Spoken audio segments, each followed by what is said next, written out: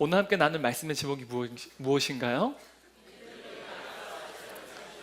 믿음은 내가 앞서지 않는 것입니다. 사실 우리가 너무 잘 아는 내용이어서 아마 제목이 뭐 그렇게 새롭거나 신선하다고 생각하지 않으실 수도 있을 것 같아요. 그런데 사실 우리가 늘 앞서면 안 되는데, 사실 주님이 앞서셔야 되는데, 사실 우리가 늘 앞서는 경우가 많다는 사실을 아마 우리 스스로의 인생을 잘 돌이켜보시면, 또한 우리 한 주간을 돌이켜보셔도 아마 잘 인지하시지 않을까라는 생각이 듭니다. 우리가 지난 시간 말씀을 통해서요, 엘리야가 사실 하늘에 불과 비가 내린 놀라운 그 역사를 통해서 이스라엘이 하나님께 돌아오고 또한 회개하는 놀라운 부흥의 역사가 일어날 줄 알았어요. 근데 그러지 않았습니다. 그래서 그는요, 그가 꿈꿨던 모든 기대와 꿈이 다 무너졌어요.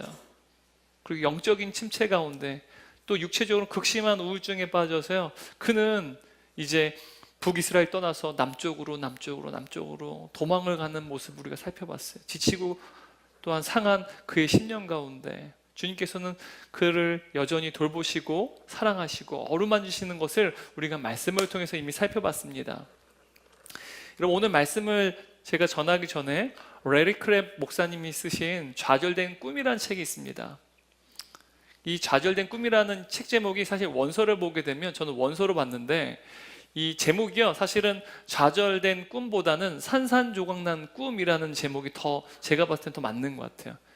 약간 의역을 하다 보니까 좌절된 꿈인데, 산산조각난 꿈, 사실 그 우리의 꿈과 계획이 산산조각 날 때, 사실은 그때 우리가 하나님을 만난다는 사실을 그분이 이 책에서 이렇게 쓰시는, 제가 읽어드리겠습니다. 우리가 인생에 감당할 수 없는 고난 속에서 좌절할 때 하나님은 우리의 영혼 깊은 곳으로 인도하신다. 그리고 우리가 진정으로 원하는 것이 바로 하나님이라는 것을 깨닫게 하신다. 우리의 산산조각난 꿈과 아픔을 통해 비로소 우리의 영혼이 하나님을 만나기를 원했다는 사실을 깨닫게 된다. 여러분, 우리가 인생을 살아갈 때 많은 사람들이 나름대로의 성공을 이루기 위해서 치열하게 경쟁하며 살아갑니다. 어떤 이에겐 재물을 모으는 것 성공이고요, 어떤 이에겐 건강한 삶이 성공이고요, 어떤 이에게는 안정적인 삶을 살아내는 것, 더 능력 있고 경력을 쌓는 것이 성공일 수 있어요.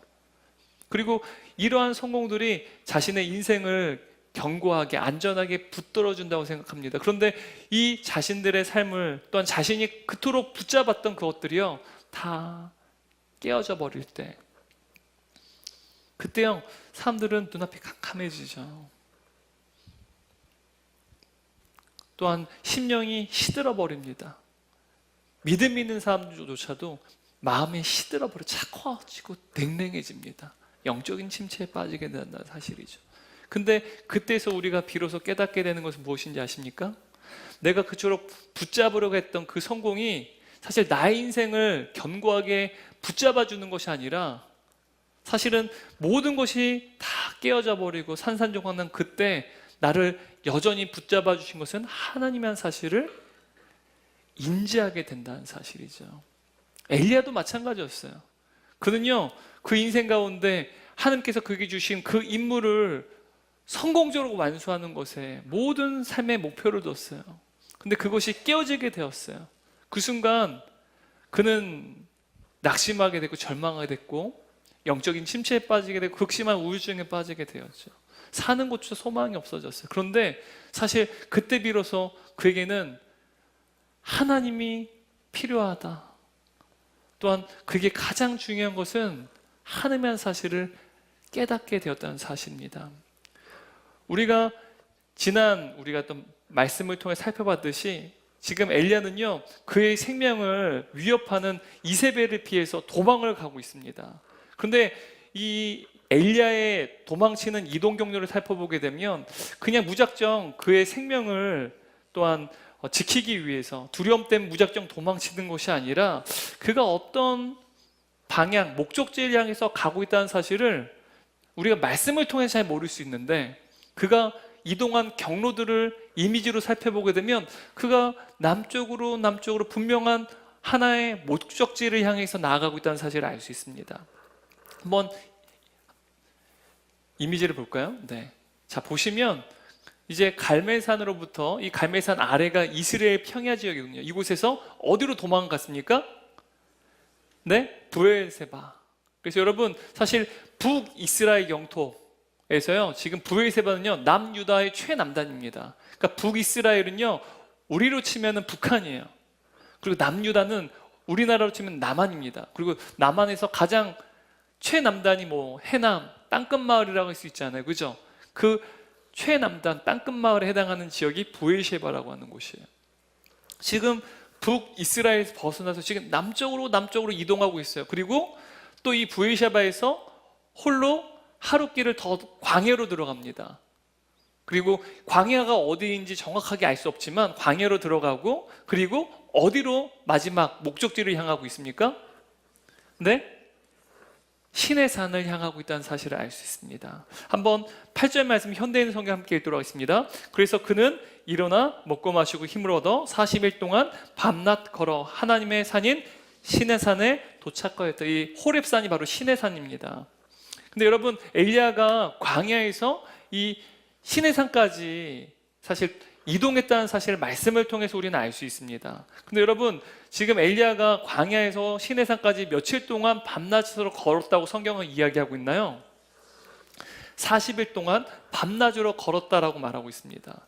여러분, 성경학자들은 이 광야, 이 엘리야가 거했던 그 장소가 정확하게 알 수 없지만 아마 시내산까지 약 한 360km 정도를 걸었을 것이다, 이동했을 것이다 라고 말합니다.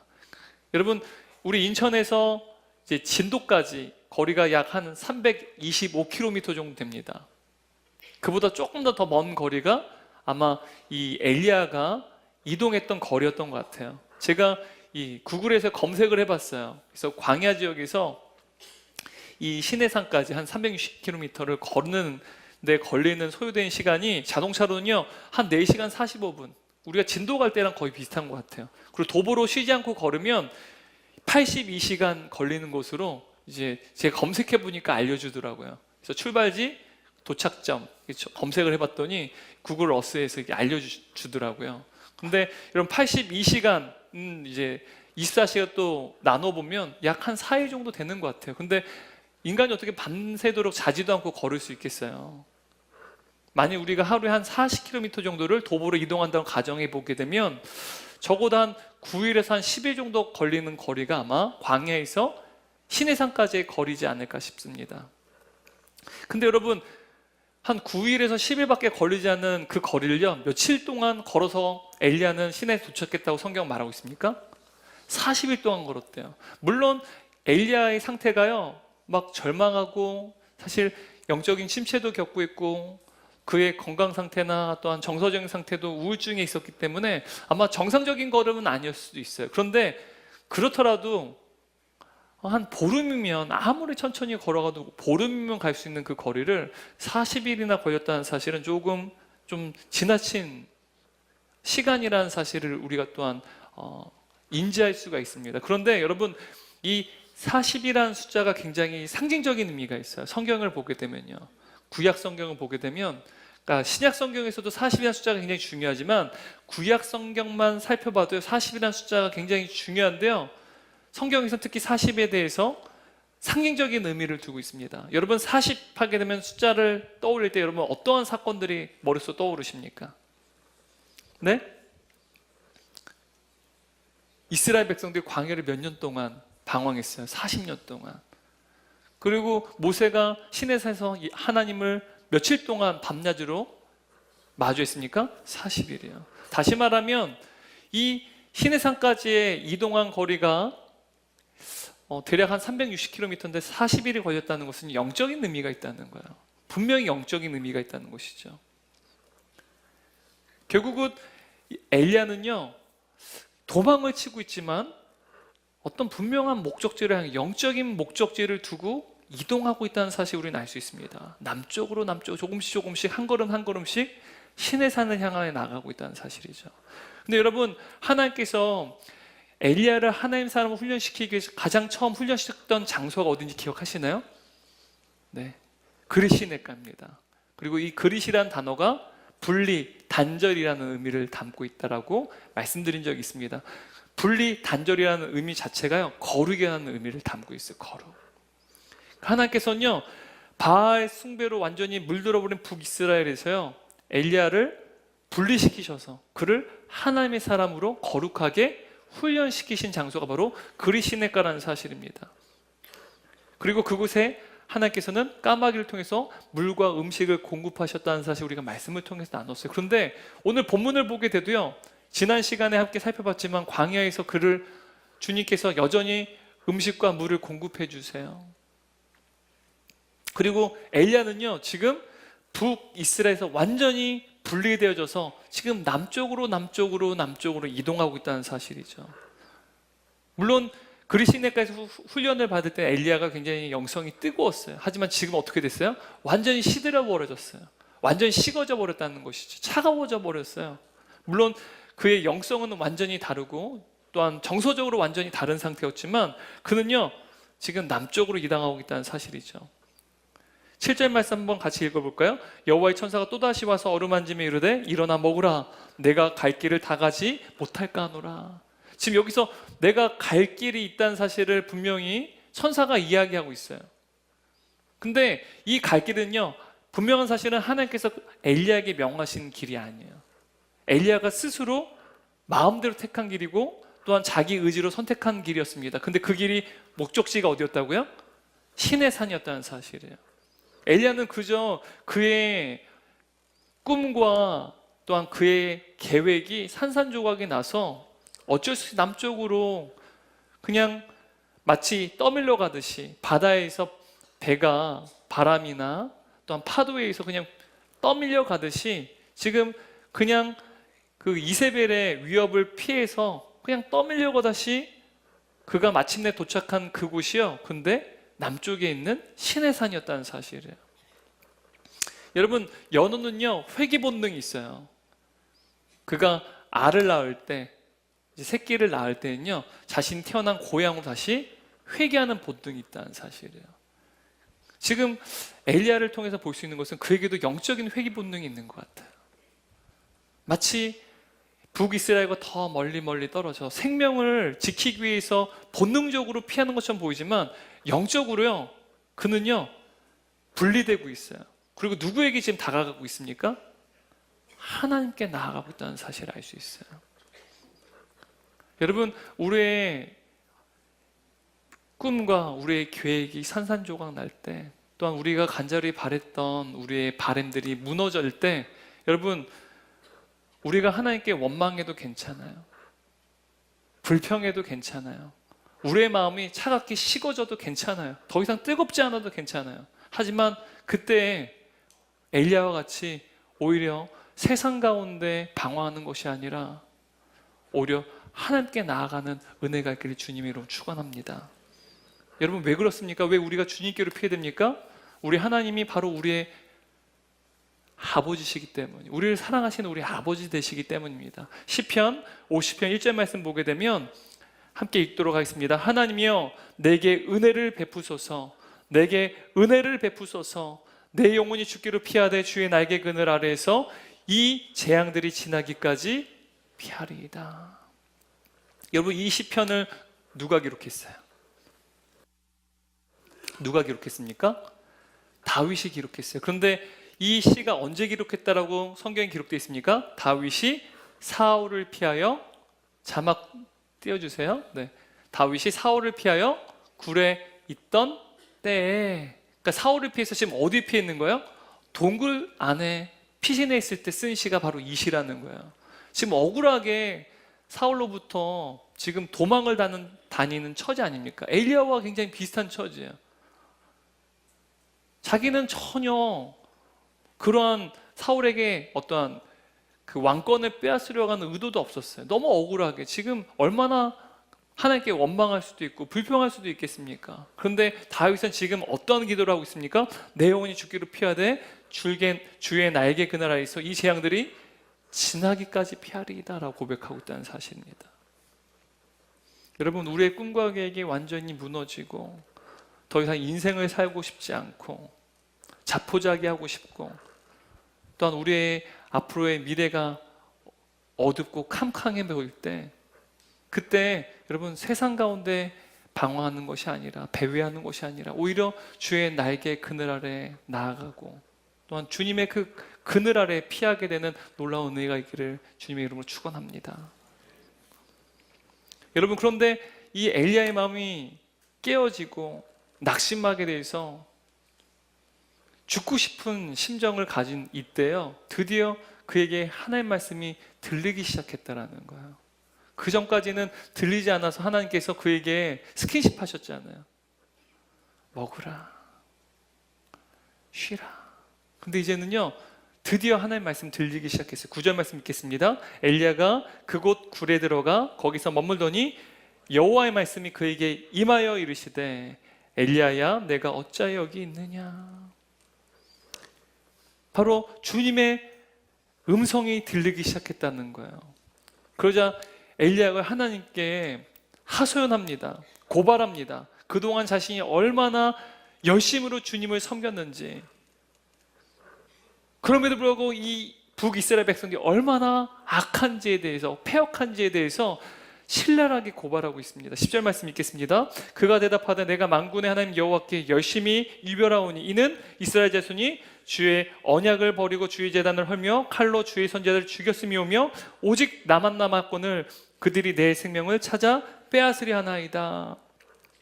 여러분, 우리가 이 10절 말씀을 읽어서 알 수 있듯이 성경학자들은요, 지금 이 엘리야가 마치 이 재판을 할 때 검사가 재판관에게 막 피고를 신랄하게 고발하는 것처럼 북이스라엘에 대해서 신랄하게 고발하고 있다라고 말합니다. 지금 엘리야가 말하는 게 이거예요. 어떤 고발을 하고 있느냐? 하나님, 제가 얼마나 열심으로 주님을 위해 섬겼습니까? 내 목숨을 걸고 주님을 위해 섬기지 않았습니까? 내 인생을 주님께 바치지 않았습니까? 그래서 북이스라엘 백성들이 다시 하나님께 돌아오기를 간절히 바람으로 내가 주님을 위해서 최대한 애를 썼는데, 저 목이 곧고 패역한 저 이스라엘 백성들은 도무지 가망이 없습니다. 더 이상 저들에게 우리가 어떠한 우리의 모든 정성을 다하고 우리의 시간을 쏟는 것은 더 이상 가치 없는 일입니다 라고 고백하는 거예요. 그러자 엘리야에게 하나님께서 어떻게 말씀하십니까?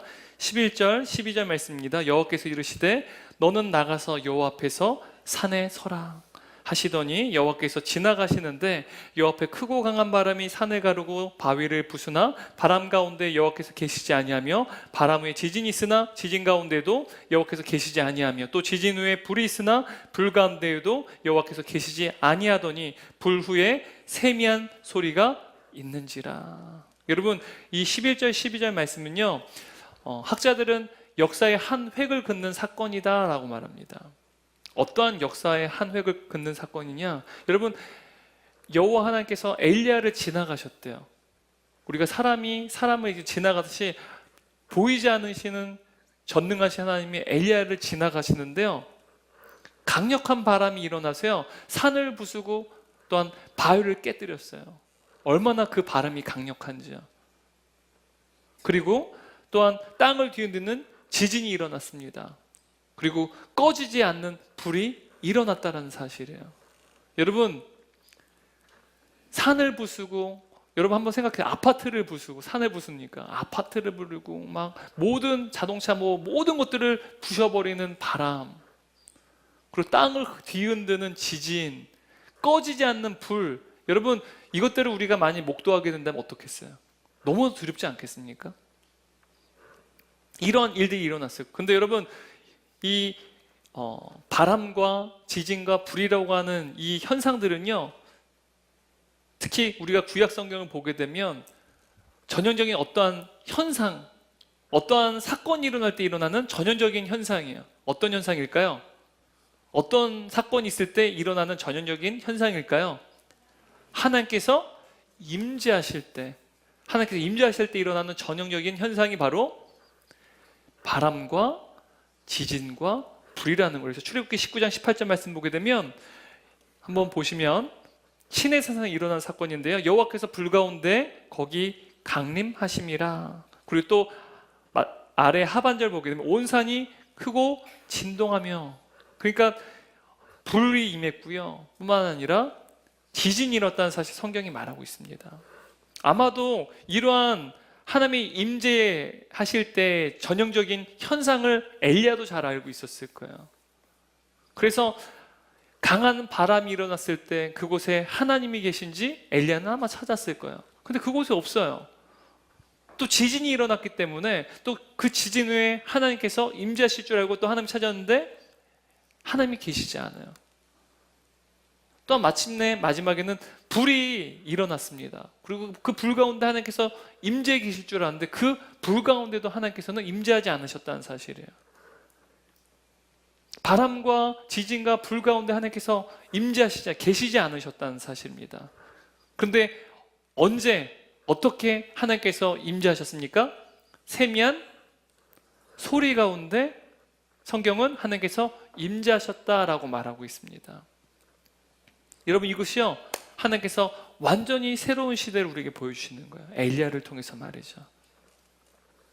하나님께서는 엘리야에게 이제는 더 이상 바람과 지진과 불 가운데 임재하는 것이 아니라 이제 완전히 새로운 방식으로 임재하시는 새로운 시대가 열리게 되었다는 사실을 말씀하고 있다는 것입니다.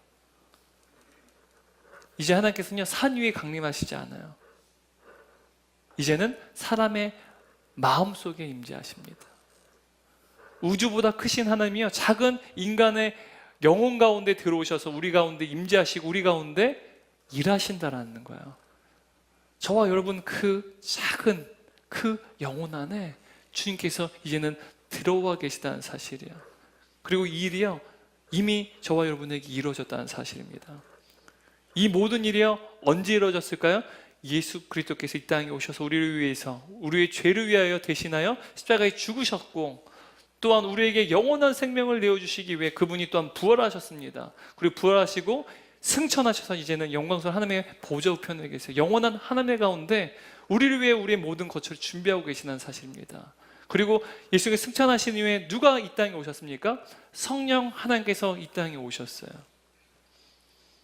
그리고 그 성령님께서요 이제 우리 가운데 놀라운 일을 행하십니다. 어떤 놀라운 일들을 행하실까요? 이제는 그 성령님이 우리로 하여금 예수님을 믿게끔 하는 놀라운 역사를 행하신다는 사실. 그래서 사도행전 보게 되면 성령님을 진리의 영, 보혜사도 말하지만 예수의 영이라고 말하세요. 우리의 이성과 우리의 생각과 우리의 마음으로는 절대로 예수님을 우리의 구주로 믿을 수가 없어요. 우리를 십자가에 죽으시고 또한 부활하셔서 우리를 영원한 하나님의 자녀로 삼으셨다는 사실을 믿을 수 있어요? 없어요? 절대 믿을 수 없어요. 우리 이성으로는요. 그런데 성령께서 우리 가운데 일하여 주셔서 자연적으로는 우리 주님이 우리의 구세주 되신 믿을 수 없음에도 불구하고 바로 그 놀라운 그 믿음을 소유할 수 있도록 일하시는 분이 누구시냐? 눈에 보이지 않지만 바로 성령님께서 그 일을 행하고 계시다는 사실입니다. 그리고 성령께서요 무엇을 통하여 우리로 하여금 예수 그리스도를 나의 구세주를 믿게끔 하시는 그 놀라운 일을 행하실까요? 바로 하나님의 말씀, 세미한 하나님의 말씀. 여러분 세상 사람들이 이 말씀을 존귀하게 여깁니까? 가치 있게 여겨요? 아니요. 그냥 신화라고 생각하죠. 근데 여러분 인간이 볼 때 너무나 작은 말씀, 이 세미한 말씀이요 우리 가운데 들어오셔서 성령께서는 그 말씀을 통하여 우리로 하여금 예수 그리스도를 영접하고 믿게끔 하신 놀라운 역사를 행하신다는 사실입니다. 저와 여러분에게 이 일이 일어났어요. 이에 대해서 사도 바울은 이렇게 고백합니다. 고린도전서 3장 16절 말씀 함께 읽겠습니다. 너희는 너희가 하나님의 성전인 것과 하나님의 성령이 너희 안에 계시는 것을 알지 못하느냐. 이제는요 우리가 성전이래요. 여러분 우리는 연약해요. 때로는 죄도 범합니다. 하지만 하나님께서 우리는 거룩하대. 왜요? 우리의 행위로서가 아니라 우리의 능력으로서가 아니라 이미 우리 안에 성령이 거하시기에, 성령이 거하신 증거가 뭐라고요? 예수님을 나의 구세주로 믿는 것. 그것이 바로 성령이 내 안에 거하시는 것이에요. 그렇다면 우리는 성전이 됩니다.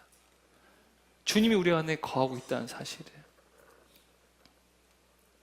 여러분 이제는 성령님께서요 세미한 하나님의 말씀을 통하여 각 사람의 영혼 가운데 들어와 일하고 계시다는 사실이에요.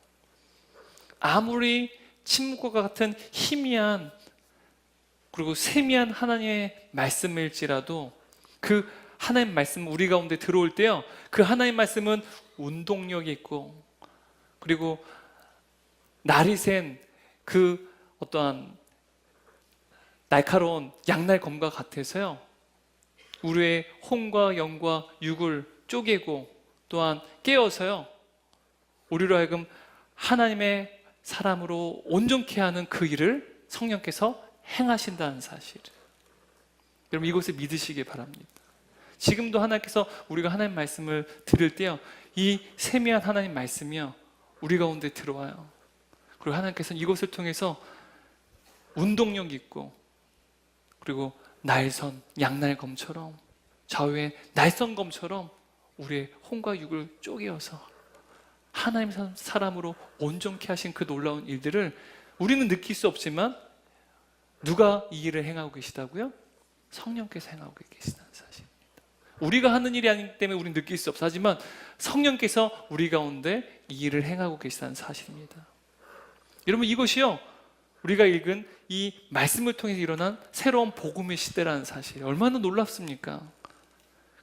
그런데 여러분, 여태껏 엘리야는요, 그리고 유대인들은요, 강력한 바람과 지진과 불이 일어날 때 하나님께서 임재하신다고 믿었어요. 이 말은요, 엘리야가 그가 왜 이토록 절망하는지에 대해서도 우리가 잘 알 수 있어요. 그는요, 크고 놀라운 하나님의 일을 통해서, 놀라운 하나님의 역사 또한 놀라운 기적을 통해서만 북이스라엘 백성들이 회개하고 주님께 돌아올 것이라 믿었다는 거예요. 하늘에서 불이 내리고 또한 하늘에서 비가 내리는 그 놀라운 기적을 통하여서 그는요, 북이스라엘 백성들 뿐만 아니라 아합과 이세벨이 주님께 돌아오리라는 것을 믿어 의심치 않았다는 거예요. 왜요? 하나님은 어떻게 임재하세요? 바람과 지진과 불 가운데 놀라운 역사를 통해서 임재하시잖아요. 바로 그 임재를 통해서 이 세상이 변하고 또한 사람들이 변하게 될 것이라는 것을 믿었다는 것입니다. 근데 마찬가지로요, 예수님 시대에도 수많은 유대인들이요, 이 땅에 오시는 메시아를 바람과 지진과 불과 동반하시는 메시아로 믿었다는 사실입니다. 여러분, 예수님 시대 당시에 유대인들이요, 누구로부터 핍박을 받았습니까? 로마 제국으로부터 식민 지배를 받고 있었어요.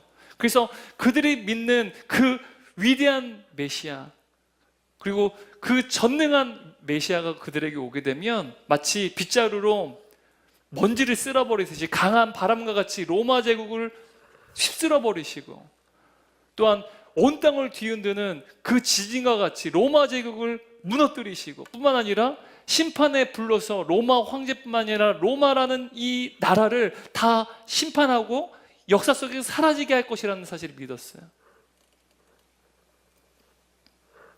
여러분 이것이요, 불과 바람과 지진 가운데 임재하는 것을 믿었던 유대인들이었다는 사실입니다. 여러분 우리도 신앙생활 때 우리의 신앙 늘, 저도 그랬어요. 저는 모태신앙이고요, 어떤 극적인 회심이 없어요. 저의 인생은요, 세미한 하나님의 말씀에 의해서 빚어진 인생입니다. 언제나 세미한 그 말씀만으로는 부족하다고 생각했어요. 그래서 고민하고 고민하면서 또한 책도 읽기도 하고 여러 고민을 했어요. 하지만 그 과정을 통해서요, 저라고 하는 사람이 만들어졌어요. 저도 여러분 극적인 회심을 원했어요. 극적인 회심이란 무엇일까요? 바람이 동반되고 지진이 일어나고 불이 동반되는 놀라운 기적과 같은 일들이요, 내 삶 가운데 일어나, 아, 하나님 살아계시구나, 전능하시구나, 그 하나님은 내가 믿지 아니할 수 없구나, 부인할 수 없구나라는 사실을 내가 경험하기를 원했다는 사실입니다. 제가 30년 동안 이러한 하나님을 경험하기도 기도했어요. 근데 들어주셨을까요? 안 들어주셨을까요? 안 들어주셨어요. 그리고 저한테 하나님께서요, 내 은혜가 족하다라고 말씀하셨어요. 왜요? 세미한 하나님의 말씀으로 족하다라는 사실이에요. 어쩌면 지금도 함의 그 임재를 뜨겁게 갈망하는 분들 계실지 모르겠어요. 여러분, 하나님께서 여러분에게 뜨겁게 임재하셨으면 좋겠어요. 그런데요, 우리 주님이 분명히 그렇게 말씀하세요. 세미한 하나님의 말씀, 이 하나님 말씀만으로 족하다는 거예요. 뿐만 아니라 여러분, 우리가 복음을 전할 때도요, 믿지 않는 분들 중에 그런 말씀 하세요. 나에게 하나님 살아계신 거 나한테 보여주면 내가 믿을게. 그리고 나한테 놀라운 기적을 내 앞에 행하면 내가 믿을게. 여러분, 그런 분들 계세요, 안 계세요? 네? 요즘에는 제가 잘 모르겠어요. 옛날에는 정말 되게 많았거든요. 요즘엔 그냥 무시해요. 듣지도 않아요. 이 정도만 해줘도 되게 감사한 건데, 근데 여러분, 하나님을 만일 그에게 보여주고 놀라운 기적이 일어나면 그가 믿을까요, 안 믿을까요? 믿지 않아요. 왜냐면 이에 대해서요, 예수님께서 바리새인들 향해서 부자와 나사로 비유를 통해 분명히 말씀해 주시는데요, 누가복음 16장 20절 30절 말씀을 제가 읽어드릴게요. 그러자 부자는 제발 부탁입니다. 그렇다면 나사로를 내 아버지 집에 보내주십시오. 내 형제가 다섯인데 나사로를 보내 그들에게 경고하여 내 형제들만이라도 이 고통받는 곳에 오지 않게 해주십시오 하고 애원하였다. 그러나 아브라함은 그들에게 모세와 예언자들이 있으니 그들의 말을 들으면 될 것이다 하고 말하였다. 그때 부자가 아버지 아브라함이 그렇지 않습니다. 죽었다가 살아난 사람이 가면 그들이 회개할 것입니다. 여러분, 지금 부자는 어디에 있습니까? 지옥에 갔어요. 하지만 거지 나사로는 천국에 갔어요. 근데 예수님 비유를 보게 되면 천국과 지옥이 서로 보이는 것 같아요. 얼마나 괴로울까요? 그래서 지옥에 있는 부자가요, 천국에 있는 아브라함에게 부탁을 하는 거예요. 그래서 죽은 자가 살아나서 자기 형제들에게 가서 복음을 전하면 어떻게 될 거예요? 믿게 될 것이라고 말합니다. 그런데 예수님께서 이 비유를 통해서 뭐라고 말씀하시냐면, 누가복음 16장 31절 이어서 읽겠습니다. 아브라함은 그들이 모세와 예언자들의 말을 듣지 않으면 비록 죽은 사람이 다시 살아난다 해도 그들이 믿지 않을 것이다 하고 말하였다. 여기서 모세와 선지자들이라는 말은요, 구약시대 바로 이 모세와 선지자를 통해 하나님의 말씀이 선포되었거든요. 다시 말하면 구약 성경을 말하는 거예요. 하나님의 말씀을, 구약시대에 선포된 하나님의 말씀을 의미하는 것이죠. 그러니까 예수님께서는요, 제 아무리 죽은 사람이 다시 살아나도 하나님의 말씀을 듣지 않는 자는 어떻다는 거예요? 믿을 수 없다라는 거예요. 세미한 하나님의 말씀이 얼마나 위대한지 아십니까? 이 말씀으로 믿지 못하는 자들은 죽었다가 살아나는 기적을 볼지라도, 살아계신 하나님을 볼지라도 믿을 수 있다는 사실이 없다는 사실이에요. 없다는 사실입니다. 바로 세미한 하나님의 말씀을 믿게끔 하시는 그 일이요, 사람이 하는 것이 아니라 성령께서 하시는 일이시기 때문입니다. 여러분, 우리로 하여금 예수 그리스도를 나의 구세주로 믿게끔 하신 분이 누구십니까? 우리 안에 계신 성령님이세요. 여러분, 절대로 예수님의 십자가 사건, 그분의 죽음과 부활은요, 우리가 자연적으로 믿을 수가 없어요. 바로 성령께서 세미한 하나님의 말씀을 통하여 우리로 하여금 예수님을 나의 구세주로 믿게끔 하신 그 일이야말로 마치 강한 바람과 지진과 불과 같은 우리에게 일어난 놀라운 기적인 것을 믿으시기 바랍니다. 그렇다면 여러분, 우리가 어떻게 하면 이 세미한 하나님의 말씀, 이 하나님의 음성을 귀 기울이고 그 하나님의 말씀에 순종한 삶을 살 수 있을까요? 이 위대한 하나님의 말씀 말이죠. 여러분, 지금부터 정말 중요해요. 지금이 정말 중요합니다. 자, 다시 한번 집중하시고요. 지금이 정말 중요해요. 여기를 위해서 지금까지 막 살펴본 거예요. 이게 제일 중요해요. 여러분, 우리가 하나님의 세미한 말씀에 민감하게 귀 기울이고 그 하나님의 말씀에 순종하는 삶을 살 수 있는 그 비결이요, 한 장소를 통해서 우리에게 성경이 보여주는데요. 먼저 9절 말씀 함께 읽습니다. 엘리야가 그곳 굴에 들어가 거기서 머물더니 여호와의 말씀 그에게 임하여 이르시되. 지금 엘리야가 거하고 있는 장소가 어디입니까? 네, 그곳 굴이다라고 성경은 기록하고 있어요. 그런데 여러분, 이 그곳 굴이라고 하는 장소를 이제 히브리어 원어로 보게 되면 정관사가 붙어 있습니다. 히브리어도 정관사가 있거든요. 그래서 이 정관사를 이제 영어 성경 보게 되면 정관사 더를 사용합니다. 다시 말하면 그 굴이라는 뜻이에요. 그 굴. 근데 뭐 여러 가지 동굴이 있을 수 있는데 성경은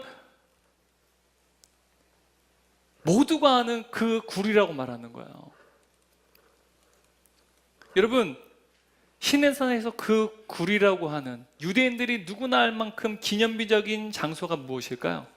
바로 모세가 신의 산에서 하나님을 대면한 그 사건이야. 출애굽기 33장을 보게 되면 모세가 신의 산에서 주의 영광을 내게 보이소서라고 간청합니다. 그러자 하나님께서요, 그에게 얼굴을 보여주시고 싶지만 보여줄 수가 없어요. 왜요? 주의 얼굴을 본 자들은 다 죽어요. 죄인인 인간은 하나님의 얼굴을 볼 수가 없어요. 그래서 하나님께서 그분의 영광을 보이시기 위해서 선택한 방법이 무엇이냐면 출애굽기 33장 21절 23절 말씀 읽겠습니다. 여호와께서 또 이르시기를, 보라, 내 곁에 한 장소가 있으니 너는 그 반석 위에 서라. 내 영광이 지나갈 때 내가 너를 반석 틈에 두고 내가 지나도록 내 손으로 너를 덮었다가 손을 거두리니 내가 내 등을 볼 곳이 얼굴은 보지 못하리라. 어디는 볼 수 있다고요? 주님의 등을 보는 것이죠. 그런데 지금 22절 보게 되면 어디에 모세를 두고 있다라고 성경은 말하고 있습니까? 너를 반석 틈에 두고라고 분명히 말하고 있어요. 여기서 반석 틈이란 갈라진 바위 틈을 말하는 것입니다. 갈라진 바위 틈, 이게 바로 동굴이에요. 이곳이 바로 성경이 오늘 이야기하는 그 굴이에요. 모세가 여호와의 영광을 보았던 그 굴, 그곳에 지금 엘리야가 서 있다는 사실이에요. 근데 모세는요, 여호와의 얼굴을 봤습니까? 못 봤습니까? 보지 못했어요. 여호와의 어디를 봤어요? 등을 봤다는 사실이에요. 근데 여러분, 여기서 이 장소를 통해서 우리가 깨달을 수 있는 것은 무엇이냐면, 우리가 하나님의 세미한 음성을 듣는 것, 그리고 하나님 말씀에 순종하는 것은요, 무엇을 보는 것일까요? 여호와의 얼굴을 보는 것입니까? 여호와의 등을 보는 것입니까? 여호와의 등을 보는 것이라는 거예요. 우리가 세미한 하나님 말씀을 귀 기울여 듣는다는 것, 날마다 하나님 말씀을 순종하는 삶을 산다는 것은요, 여호와의 얼굴을 보는 게 아니라 여호와의 등을 보는 것입니다. 그것이 곧 여호와의 얼굴을 보는 곳이고 여호와의 영광을 보는 것이라는 거예요. 여러분, 우리가 이스라엘 이제 성소지리 연구를 가게 되면 히스기야 터널을 가요. 그 캄캄한 히스기야 터널을요, 우리가 어깨에 손을 두고요, 이제 캄캄한 그 터널을 지나갑니다. 제가 맨 앞에 서서 이제 라이트를 켜고요, 나머지 분들은 다 캄캄한 가운데 찬양하면서 이제 어깨에 손을 올리고 걷죠. 그렇게 한 40분 정도 걷습니다. 앞이 잘 보일까요? 안 보일까요? 안 보여요. 폭도 되게 좁고요, 높이도 낮아가지고 막 고개를 숙이고 걸어가야 돼요. 근데 답답하다고 어깨에 손을 두면 어떻게 될까요? 네? 엉뚱한 곳에 가게 돼요. 여러분, 그러한 일들이 종종 있거든요. 근데 여러분, 우리 인생이요, 한 치 앞도 보이지 않는다 그래요. 그래서 한 치 앞도 보이지 않으니까 그냥 내 방식대로 내가 막 손을 더듬으면서 내 스스로 막 찾으면 어떻게 될까요? 엉뚱한 데로 가게 된다는 거예요. 히스기야 터널을 보게 될 때 어둡고 캄캄하고 좁고 답답할지라도 누구를 보고 가야 돼요? 등을 보고 가야 된다는 거예요. 그런데 여러분, 엘리야가 빠진 함정이 무엇인지 아십니까? 스스로 여호와의 종이라고 스스로 고백했어요. 그런데 그가 누구보다 앞서고 있었어요. 왜 그가 절망하고 그가 왜 영적인 침체에 겪은 겁니까? 스스로 자신은 여호와의 종, 하나님의 종이라고 말하면서 자신의 주인 하나님보다 앞서서 걸었어요. 여러분, 엘리야의 마음이 우리가 지난번 말씀 나눌 때 무엇으로 가득 차 있었어요? 나로 과잉되어 있었다는 사실을 함께 나눴습니다. 그리고 14절 말씀 봐도요, 내가 나만 홀로 내 생명 온통 나로 여전히 과잉되었다는 사실을 알 수 있어요. 여러분, 이렇게 나로 과잉되어 있으면 절대로 주님의 등을 보고 좇을 수 없어요. 그 말은 곧 하나님의 말씀에 순종하는 것입니까? 불순종하는 것입니까? 불순종한다는 거예요. 내 생각, 내 뜻이 하나님의 뜻보다 앞서는 것, 바로 나로 내 마음이 가득 차 있을 때 나타나는 증상이라는 것입니다. 그때요, 성령께서 우리 가운데 하시는 일이 있어요. 그것이 무엇인지 아십니까? 우리의 마음을 시들게 하세요. 차갑게 만드세요. 우리가 영적인 침체를 느끼는 것도 어찌 보면 이것이 성령의 역사인지도 모르겠어요. 시들게 하는 역사도 있다는 사실입니다. 시들게 하는 역사는요, 나는 할 수 있어, 난 뭐든지 할 수 있어, 그런 긍정과 나로 과잉되어 있는 그 마음을요, 나로 충만하고 그리고 나의 열심이 하나님보다 더 앞서는 그 상황 가운데 하나님께서 우리의 마음을 식어게끔 차갑게끔 만드신다는 거예요. 우리의 마음이 시들어지게 되면요, 그리고 우리가 절망을 느끼게 되면요, 어떻게 되는지 아세요? 엘리야가 어떻게 하는지 아십니까? 나 더 이상 살기 싫습니다. 자포자기예요. I'm nothing. 절망에 빠진 엘리야가요, 자신은 아무것도 할 수 없고 나는 이제 더 이상 살고 싶지 않습니다. I'm nothing. 완전히 절망하게 됐을 때 하나님께서는요, 그를 다시 붙잡아 주세요. 그리고 다시 일으켜 세우신다는 거예요. 이게 하나님께서 우리를 시들게 하는 역사를 통해 이루시는 일입니다. 그러니까 엘리야는요, 그의 마음을 시들게 하는 훈련을 받고 있는 거예요. 다시 말하면 하나님께서요, 엘리야의 마음을 시들게 하고 차갑게 하시는 그 일을 통해서 그 결과 그의 영혼이 누구의 음성을 듣는 거? 세미한 하나님의 음성을 더욱 크게 들을 수 있게 되어지고, 더 이상 엘리야가 하나님보다 앞서는 것이 아니라 어떻게 해요? 하나님의 등을 보고 좇는 훈련을 시키고 계시다는 사실. 여러분, 이렇게 되지 않으면요, 절대 우리는요, 하나님의 등을 보고 좇을 수가 없어요. 여러분, 성경은요, 하나님의 등을 보고 좇는 자에 대해서 어떤 것이라고 이야기합니까? 하나님의 얼굴을 보는 자, 하나님의 영광을 바라보는 자라고 말합니다. 오늘도 어찌 보면 여러분의 계획과 간절한 바람들이요, 그토록 수고했던 모든 노력들이 깨어져서 실망한 분들 계실지 모르겠어요. 하나님께 원망한 분들 있을지 모르겠어요. 괜찮아요. 하나님께 나아가서 원망하세요. 불평하세요. 그런데 여러분, 어찌 보면 또 한편으로는 그 실망과 원망은요, 우리의 마음을 하나님께서 시들게 하시는 일인지 모르겠어요. 어떤 훈련이요? 나의 뜻과 나의 생각이 앞서는 게 아니라 더 세미한 하나님의 음성을 우리가 민감하게 듣고 주의 등을 보고 좇으며 주의 말씀에 순종할 수 있도록 하시는 성령의 역사일 수도 있다는 사실입니다.